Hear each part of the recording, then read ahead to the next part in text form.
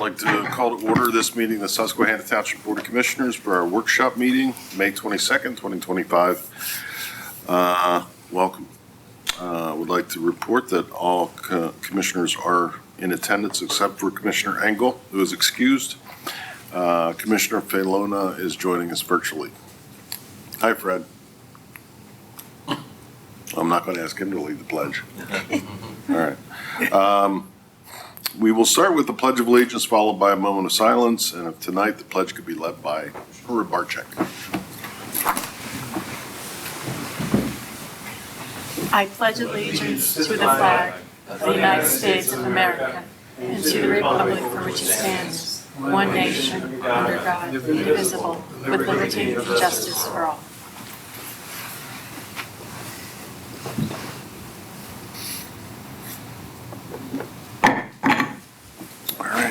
Thank you for joining us, everyone. We'll begin with petitions, complaints, suggestions from citizens. Does anybody wish to address the board tonight, other than those who are on the agenda already? All right, hearing none. Approval of minutes from our May 8th, 2025 regular meeting. Mr. President, I'll move for approval of the May 8th, 2025 Board of Commissioners regular meeting minutes. Second. Moved and seconded by Commissioner Sanderson. Any comments, questions? All in favor? Aye. Opposed? Motion carries. Recognitions and presentations. We have a request for a 4-minute city presentation. Is that you folks? That is. Want to come up? Okay. So you're going to take 4 minutes. Right? We're going to keep it very brief for you. All right. Yeah. I literally did, when I first saw that, I didn't know if that was your length of time or the name of your presentation. We're going to try and keep Yeah, it brief. absolutely. Thank you. So let me introduce myself. I'm Don Kuntz, the Executive Director for Susquehanna Township EMS. Thank you. Pardon me for reading from some notes, but I want to make sure that I'm giving you all of the details and staying on time tonight. Thanks, Chief. As Tyler, our Chief of Operations, is passing out some information and some devices, it's a very appropriate tonight that we're talking about the 4-minute city concept. It has now been changed to the 4-minute community. The same basis, but trying to be a little more encompassing because this started in Cumberland County and it's now progressed over into Gotham County. But if you didn't realize, this is EMS Week. And so we've been very busy with a lot of activities celebrating our 51st year of EMS Weeks. I guess I'm happy to report that I've been around for the majority of those. When I became a paramedic in 1980 in Pittsburgh, Dr. Peter Saffer was perfecting what CPR is as we know it today. Also, Freedom House, which you may have seen recently referred to on the show, the TV show, The Pit, was one of the first places in the country that was developing paramedics and putting them out into the field. So things have changed quite a bit. But we're still facing the same challenge we did all those years ago, which is time. In a cardiac arrest situation, we have between 4 to 6 minutes before brain damage starts to occur. And for every minute that goes by, the chances of resuscitation, getting the heart back and functioning without brain injury, goes down by 10%. So in our world, 4 to 6 minutes is the critical phase that we're really worried about. But that hasn't changed much even since 1980. What do you expect when you dial 911? I think all of you expect well-trained, outstanding clinical performance, an engaged team effort. You expect excellence in that care, and you want it fast. In other words, your expectation is what you see on TV. The challenge is, today, we fast forward to the 4-minute community project, now in Gotham County. This was started about 3 years ago in Cumberland County when the Peyton Walker Foundation, if you're familiar with that, was started by the mother of Peyton Walker, who unfortunately her daughter suffered a cardiac arrest at a sporting event. She was a young competitive athlete and had a sudden cardiac event, and an AED was not present. They lost Peyton at that event. As a result of that, she started the Peyton Walker Foundation to raise awareness and raise funding for AED placements. Probably in this building, probably many of you walk by every day and see an AED on the wall. It may be in a variety of locations, but that's great. But we know from our own statistics that 67% of the calls we go out on are in the home. So the AED here at this building doesn't do much good for those situations. So what has happened, the Peyton Walker Foundation partnered with a company called Avive, who developed this product. And the original concept was these two engineers, not EMS-based, not really healthcare providers, thought everybody has a cell phone. What if I had an app or a device I could attach to their cell phone and put an AED in everybody's hand, cheaply, efficiently? Of course, the FDA got involved, and what did they say? Not a chance. So they ended up developing one of the lightest, most advanced AEDs in the world today.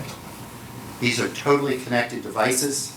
They have Wi-Fi, Bluetooth, cell phone capability. They know and are administered from a network side, meaning that at the administration side, we can tell the health of every one of these devices out in the field. Batteries charged, the pads are in service, all of that information. So the concept was developed through Avive and Peyton Walker to roll this out in Cumberland County. And they found funding for 300 devices, and they deployed all of those. So since that time, we've already had one cardiac arrest saved in Cumberland County.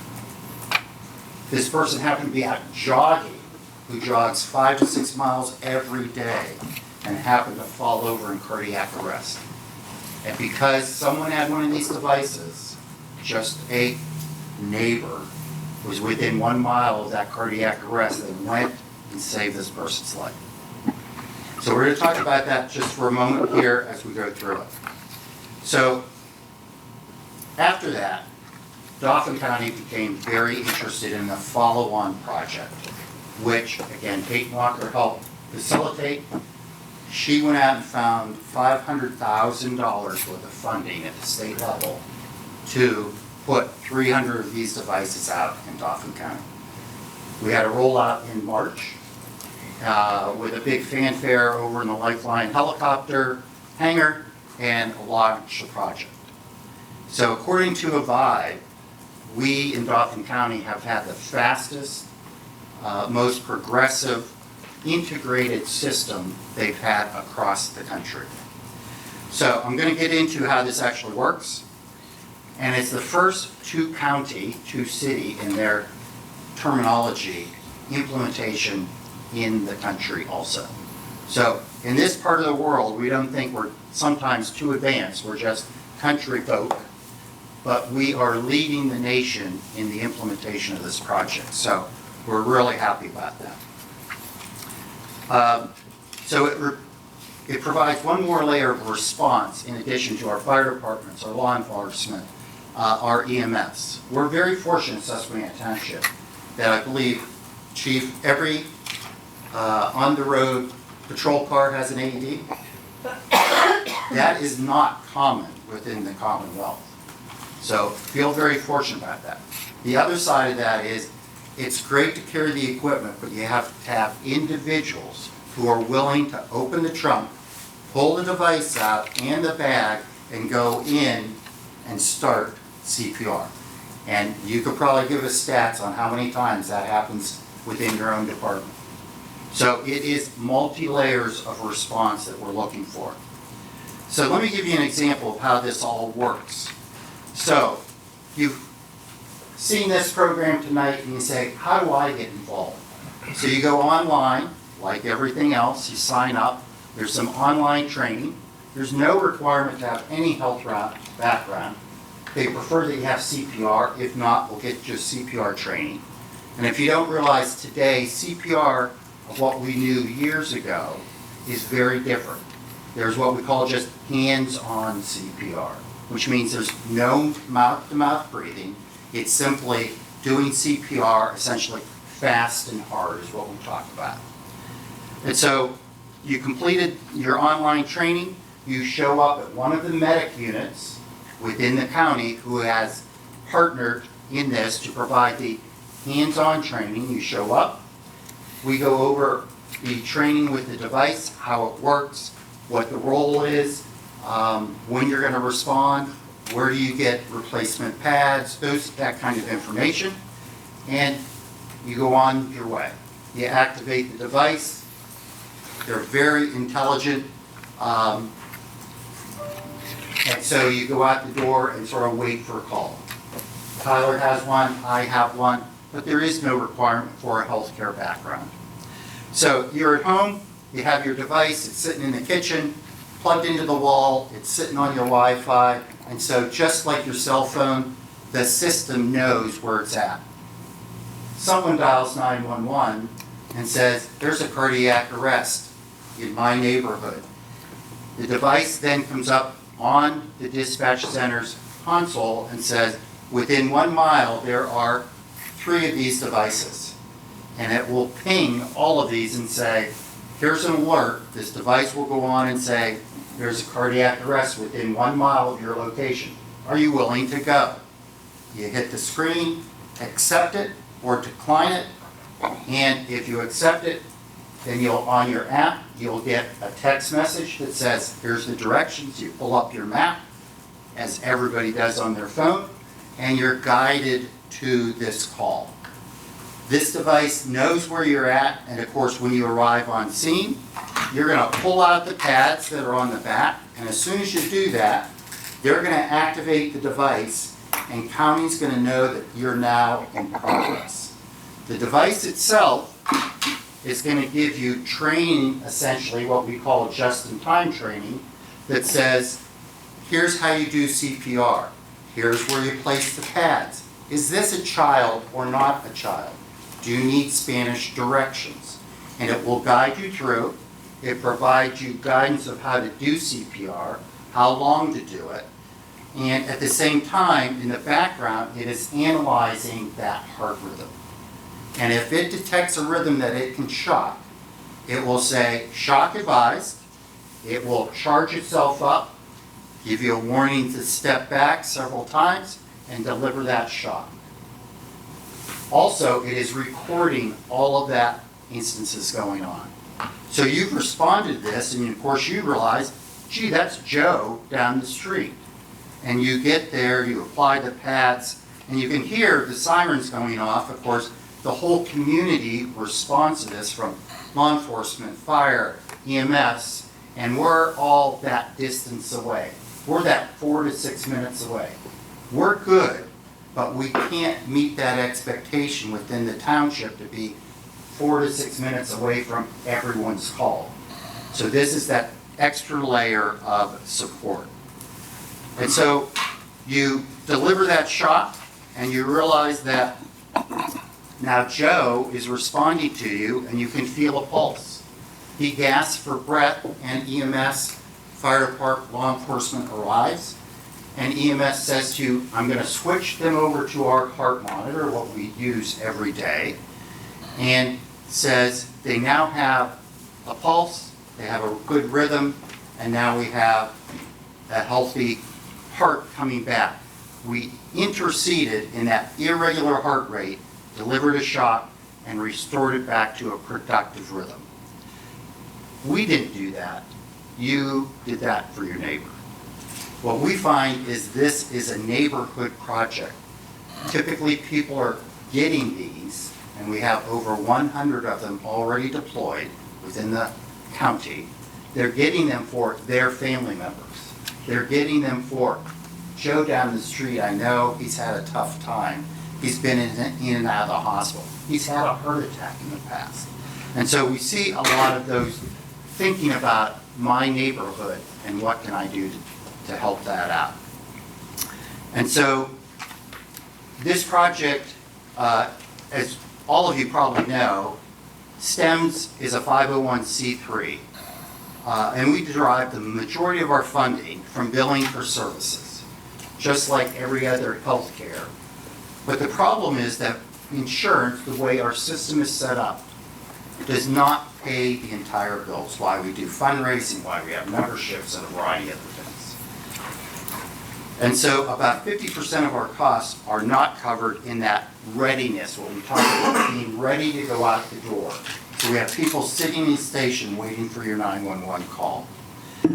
Although we responded to over 7,200 calls last year, 60% of those, as I said before, are in the home. And we can't meet that expectation for everybody for 4 minutes. So this partnership is very important to us and why we're spearheading it for all of the areas that we cover.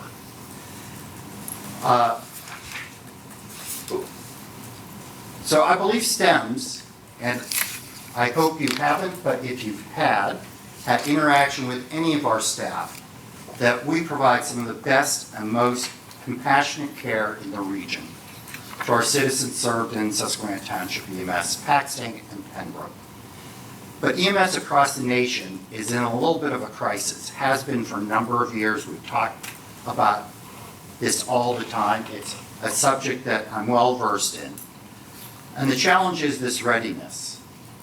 So we have over 50 highly skilled providers that treat and transport 4,400 patients last year. That means that when we look at that 67%, we're in the homes of our own citizens every single day. And we have a unique viewpoint into those citizens. And we're the patient advocates. We're the ones who help steer you to the best patient care that you should get. Whether you're having a heart attack, what we call a STEMI, a stroke, you've been in a car accident, so a trauma call, a pediatric call, we make those calls in the field so that at the hospital, they can activate their specialty systems to receive those patients. The end result is that you spend less time in the ER, you have better outcomes, less time in the ICUs, less time in rehab, and overall less cost to you. And you want to go home as healthy as you can. So as we talk about this is a very important project. All of you can see this is a pretty smart device, high tech. I encourage every one of you, if you're interested, to sign up. We have these devices, you've seen them, they're very lightweight. And at the same time, we'd be happy to steer you through that process. And hopefully I was on time and this prompted some of you to perhaps share this with your neighbors or yourself and say, this is something I might be interested in. Thank you very much. Thank you. Thanks, Todd. Anybody have any questions? Don? Yes. What is the cost of the STEM membership? It depends on whether you're individual, a family, so there's 3 different tiers, but it ranges between essentially $60 to $85. Oh, okay. Very good. Don, I just had a good question. Jody just asked if this is something that you take along with you. The great thing about this device specifically, you can carry it with you wherever you go. We actually encourage you to do so. So if you're driving, if you're actually traveling. So if you are out of state, there are in, I think it's Tennessee, Georgia, and Texas. There is a single county in each of those states that has a 4-minute city program. If you are in one of those cities on vacation and you're within a mile of a cardiac arrest, you will get dispatched via your device. So if you're over in Cumberland County as well, you're driving or just at a family event or soccer game or something, and something comes in within a mile of you, you will get alerted.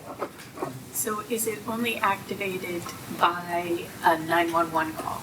No, so if you are, again, if you're at an event, if you're at a sporting event and somebody goes down in front of you and you want to use your AED, all you have to do is pop the pads out of the back. It automatically turns the device on.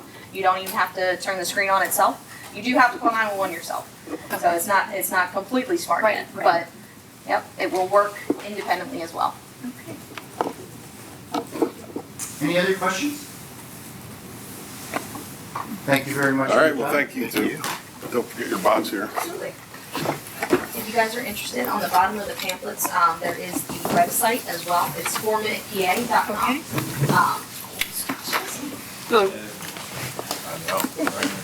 What's the cost? Free. Yeah, it's just it's a free program. You can sign up whenever you want, and if you decide that you don't want to have it anymore, you can turn it off. Not order yet.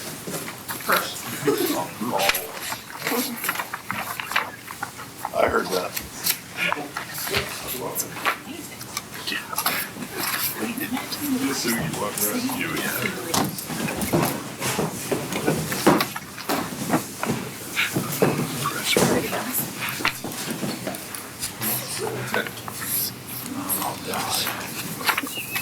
All right, moving on to rest of our agenda, ordinances, resolutions, et cetera. First up is our engineer, recommendation to reject bids for Boyd Park electrical improvements. Thank you, Mr. President. As the board was aware, the Boyd Park Electrical Improvement Project was bid out a while ago. We received bids in based on the review of the bids and the available budget allotted for the project. Our recommendation is to go ahead and reject all bids. The estimated project budget was 70 to 90,000. We had low bid of $119,200 with a high bid of $281,190, which is essentially what we built the phase 2 of the entire park project for. We contacted some of the bidding contractors, solicited their opinions of why their costs were so high. I think Doug and I and our electrical engineers met to discuss the findings. I think we're pretty confident that we can revise the plans minimally, take some of the scope out. A lot of the elevated costs were due to trench work, which I think we can avoid some of. And I believe the township is considering doing the actual trench work for the service line itself, which is about 900 feet across Margaret's Grove Park. So in doing so, I think we'd be looking to probably bid it out in the future, a little reduced scope, and hopefully come into that desired budget level. Okay, and what's your timeline? We can turn it around pretty much as soon as the township is ready. The plan revisions are minor. It's basically just removing some scope out of the plans, so. So the trenching would be to avoid some of the macadam area? Right, yeah. We were calling for concrete encasement. Our electrical engineers are pretty steadfast in requiring that, so if we can limit the amount of trench work exposed to vehicle traffic, we should be able to eliminate a lot of that cost. And again, eliminating the trenching along Continental Drive to bring in the service from PPL will reduce that cost as well. At the RAC meeting, there were, I heard Doug mentioning two main reasons for the high bid, and the trenching was one. What was the other? Concrete encasement. Sorry? The concrete encasement. Oh, okay, okay. It was in the trench work. In the trench. Yeah. I guess one thing that puzzled me at the time when I first heard it was why our own engineering firm hadn't seen that and maybe had tried to come up with alternatives before we put it out for bid. It just seemed like something that could have been spotted. And maybe not. I'd like to, hear a response as to why we didn't figure that one out earlier. Yeah, so this was a design done by our electrical engineering group. Certainly, they didn't see or predict that exceptional cost relative to the trench work. Again, soliciting feedback from the contractors who did it and their input into, why the costs were elevated. We took their feedback and with runs of electrical, you can only run certain lengths before you have to really beef up the size of the conductor. So certainly that was a reason to run it how they initially did. I believe they were able to go back and make some adjustments, do some additional calculations to reroute, essentially. So that's. It wasn't an expected cost, I guess. As high That's what I was trying to figure out, like, as you high know, as that was. because you can't plan for every unknown, but whether that was an unknown that we could have known and planned around, but, I mean, I was just curious. No, it wasn't an expected cost, but again, I think they were able to go back, revise their calculations for the services and come up with a different rounding scheme. So do you think we'll have light by the fall? That would be the hope, yeah. Okay. I mean, Make it's you happy, Gary? possible to maybe be back at the first June meeting with authorization to rebid. Very good, good. Great. All right, thanks, Alex. All right, next up is amusement devices, draft We ordinance. need to Oh, do we vote. have to do a motion to reject? Oh, yeah, is there a motion to reject Yeah, I'll the bids? move. I'll second. Moved and seconded. Rothbrock and Cicero. Comments or questions, all in favor? Aye. Motion carries. Next up is amusement devices, yes. Yes, Mr. President. Could we go back to the announcement of executive session? Yes. Thank you.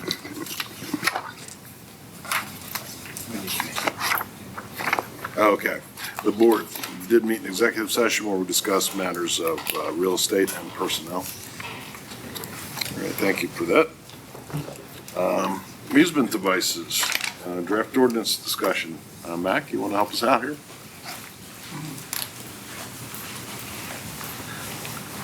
Thank you, Mr. President, and good evening, Commissioners. Provided with the agenda is a copy of the proposed draft amendment to Chapter 13, Part 3, amusement devices of the municipal code. This would be an entire repeal and replace of our existing chapter. Additionally, provided with the agenda is a copy of a memo outlining all of the proposed changes and how the proposed changes would differ from our current regulations. Along with that is a copy of our current ordinance on these devices, as well as a map of amusement devices in the township. Recently, our code enforcement staff conducted a township-wide survey of these devices. They found close to 300 all in total. About 90 or so are traditional amusement devices, whatnot. The remainder of those are almost all skill games. I'm sure everybody here is familiar with the skill games. It's seemingly they're seemingly everywhere where they even could possibly be, and we're finding them in places that we're a little shocked to find them. Along with this, due to the increased proliferation of these machines, we're also noticing pretty flagrant code violations that are pretty consistent across establishment to establishment. A lot of concerns with egress, a lot of concerns with electrical connections. And due to that, we put together, staff did a draft amendment to our ordinance, which I can go over here a little bit. So our current ordinance, we currently license all amusement devices, and in 2023, we started including these Pennsylvania skill games under these regulations. In the past, it really was only for the devices that are found at places like Chuck E. Cheese and the arcade section of a movie theater. So in 2023, we expanded that to include these Pennsylvania skill games. Our current ordinance was written in 1983. Along with a lot of our other ordinances, it's generally pretty dated, terminology-wise, administrative capability-wise.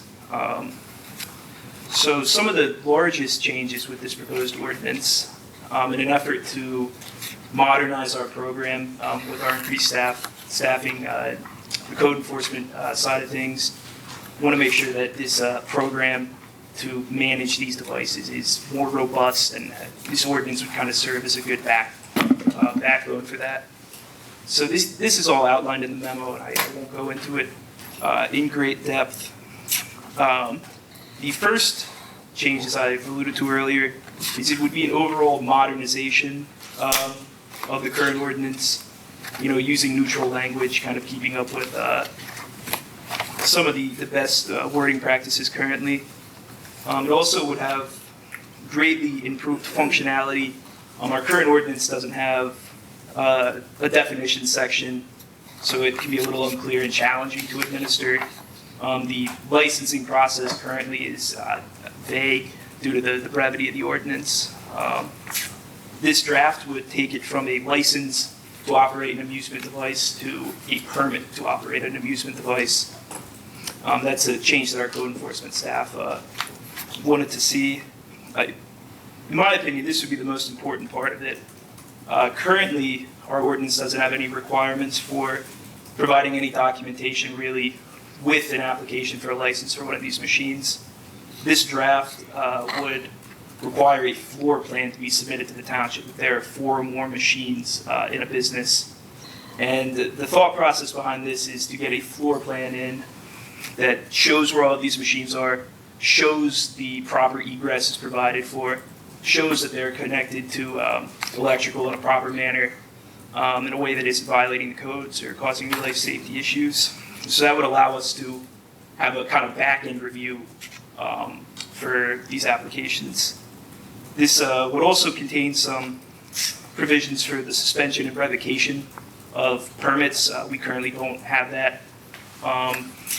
In our ordinance, there's nothing in there that if a business or an establishment is their devices are being problematic or they're causing a nuisance or they're causing safety issues, we don't have the ability to revoke or suspend their license, which this would provide for.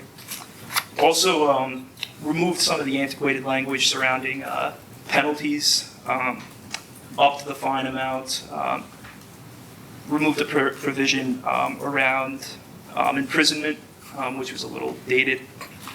So with this amendment, the way that we had it written is that every amusement device that is currently licensed, they would be good until January of 2026, at which point they would need to submit an application that is compliant with the requirements of this draft. They would need to submit the floor plan to us, and we have a lot of establishments with 4 or more. So everything that's out there currently would be captured at the start of next year. And if this ordinance were to be adopted, anything that came in for a permit after would be captured after the adoption of it. I would just like to note too, this was a collaborative effort. Worked with our code enforcement staff, Manager Everly, Chief Morton, to put together a draft for the commissioners to review. We aren't requesting any action tonight. We're just here to present it initially and to answer any questions the board may have. Thank you. I was ready to give action after that report. You did a great job. Commissioner Wolf? Yeah, did a good job writing that ordinance, I think. Really covered all the bases, at least that I could think of. Yeah, and this is, we took some inspiration from other municipalities that have kind of gone in this direction too. So none of this I think would be groundbreaking in Pennsylvania too. So I think we're good there, but thank you. Yeah. This is great, Mac, and I see that in the map, but there are a lot of these establishments in the 6th Ward, so I really commend you, and you can copy the best out there and even innovate. I think it's great, but I think it's about time. And I do have a question, if this is the opportune time for it. Once it is adopted, are you thinking of, because obviously this will be published and approved and whatnot, that as we all know, not everyone, in fact, probably most people won't be aware of this. Are we going to notify them by mail about these changes so to prepare them for next year?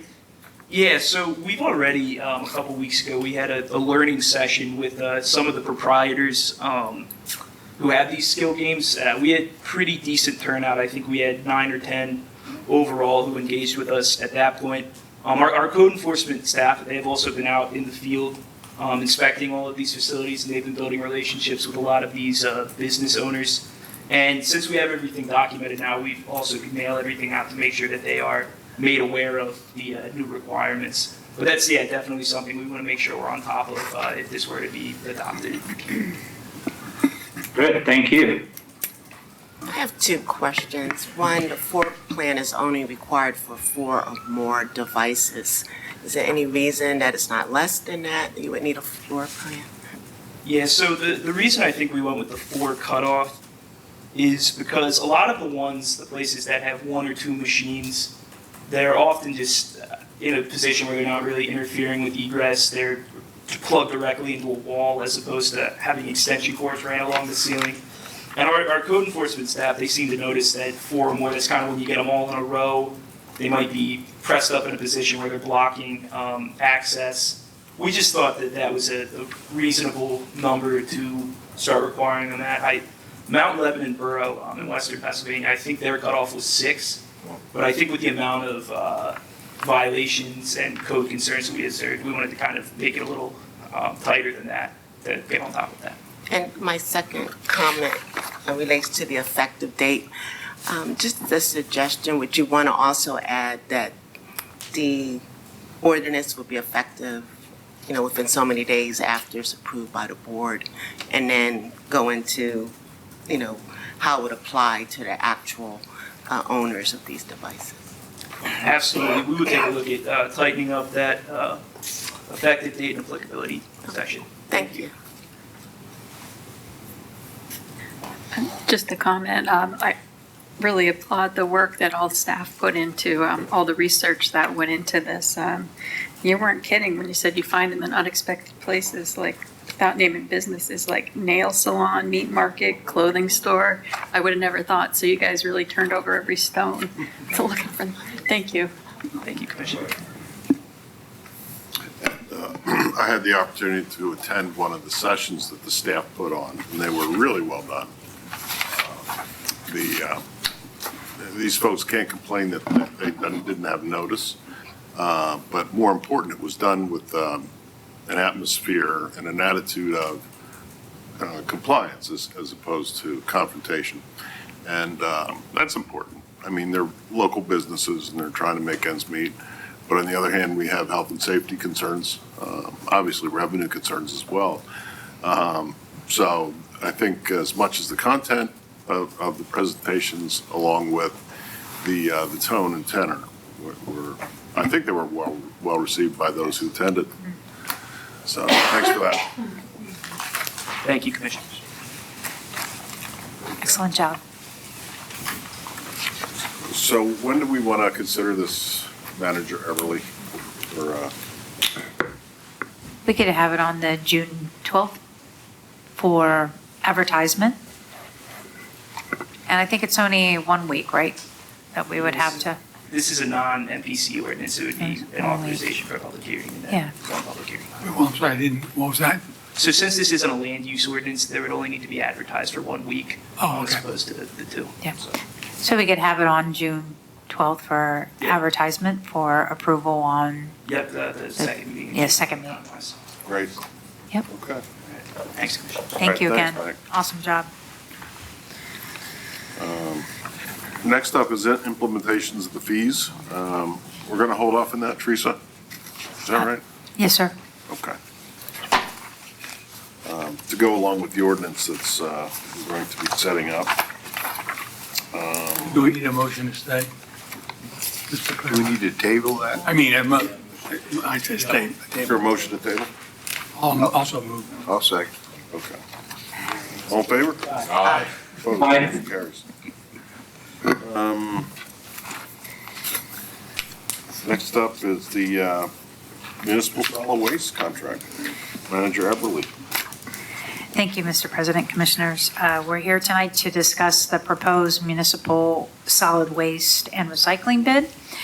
This bid has been meticulously reviewed by the committee. There was 3 meetings, including insights from our current hauler regarding the industry shifts. We also briefed everyone on it at our last meeting. The driving force behind this bid was to ensure we continue to provide high-quality, consistent weight services to every resident and business. It touches everybody, while creating opportunities for haulers to offer the most competitive pricing. I think our township has enjoyed a very competitive price for quite some time. The new bid maintains the essential services we're all familiar with some key changes. All residential and commercial waste and recycling needs are covered, again, in this. We're transitioning to an all-cart service system, extending the convenience we already enjoy with the recycling collection. We'll add in a low-volume cart service option for the haulers to consider, that offers flexibility to those with less waste. And importantly, the bulk pickup and the yard waste services will continue exactly as they are. The bid is structured for stability with a 5-year term plus a five potential 1-year extension. We've historically enjoyed very competitive rates, as I've mentioned, and we believe this bid will be our best strategy to ensure that we continue to maintain excellent service at the most cost-effective rate. So I'm happy to answer any questions and thank all the folks who have helped us with this, Carl, Pam, Commissioner Lynch, I think I have, and Commissioner Varchek. We have some very good editors on our team here, and they continue to offer good edits, and we certainly appreciate that. So, but if you have any questions, I'll be glad to answer. Any? It was a lot of work. Yeah. You did a great job. All did. Ready to go. Yeah. So Do you have any comments or questions? Well, I'd like to make the motion to approve the contract for bid, yeah. Just help work on it. You mean the authorization to advertise? Yeah, Okay. yeah. Second. All right, moved and seconded by Commissioner Cross. Any comments or questions? All in favor? Aye. Opposed? Motion carries. thank you very, very much. Appreciate all of you. Thank you. We're ahead of schedule, and that's good. All right, consent agenda. We'll consider 2 items on the agenda for tonight. One is to approve seasonal staff for Parks and Recreation Department as attached. It's in the packets. And second is to approve purchase of Parks and Rec truck from Enterprise Lease for $1 and incorporating it into the township's fleet with continued assignment to Parks and Recreation. Is there a motion on the consent agenda? So moved. Second. Moved and seconded. Comments or questions? I bid $2 on that truck. It's a little late. You missed the bidding deadline. I would have doubled the profit. All right. Any other comments, astute as they are, and questions? All those in favor? Aye. Opposed? Motion carried. Old business, do we have any? New business? Yes, sir. Commissioner comments? Yes, Mr. President. If I could have the Public Works Director come front and center, please. Let's stick with it. Anyway, I just want to commend the Public Works Director and his team on the recent inlet repair done at Wood and Kramer Street. I appreciate the work you guys have been doing. It's a small savings, but it is a savings, and it's the training that we want to recognize that our men are now doing, like the trench work the HRG has spoke about. That's the type of training we're looking forward to out of our men, and I appreciate everything that you're doing. And if you could also talk about the inlet repair, but also the voicemail for the sewer authority, if you would. Yes, so I don't know how many of you received calls after hours regarding urgent sewer issues, we'll call them. So we listened to the voicemail, like, okay, so if we were to have someone call, who would they call? What would they, what phone number would they call? There was no after hours or no clear direction to give residents to call. So we had already had to update the county For a call-out list include myself and Clint Krieger, our sewer manager. So I sent the county a nice email, hey, can you please update our contact information for the sewer side as well as highway side for down trees, flooding, winter events, stuff like that. And then I had our admin, Lauren Reese, draft some language that we would put on the after hours voicemail for the sewer authority. So residents would know, you know, even if you don't know, here, call this phone number, it will give you clear direction on what to do. If it's an urgent sewer issue, they can contact the county at 717-558-6900, and then we will also get responded and call the caller back, find out what's going on if we need to intervene, or if it's something that can wait till the next day, they can leave a message and we'll contact them the next day. So that will be coming online hopefully maybe as early as tomorrow, depending if we can get into the system. And what brought this about, I received a phone call from a resident who was having his sewer backing up in his house. And when he called, there was no answer anywhere. So I worked with Todd to implement this system, and we hope it works for our residents. Absolutely. Yeah, but our sewer authority guys were awesome. They're very good. They We're were also going to try and highlight that on Facebook as well as on in the next newsletter, so residents will know as well. Very good. Yeah. Thank you. Also, one more thing while we're talking about communication to the residents. I had an email exchange this afternoon with Commissioner Napper and Commissioner Hisro regarding Paxton Church Road.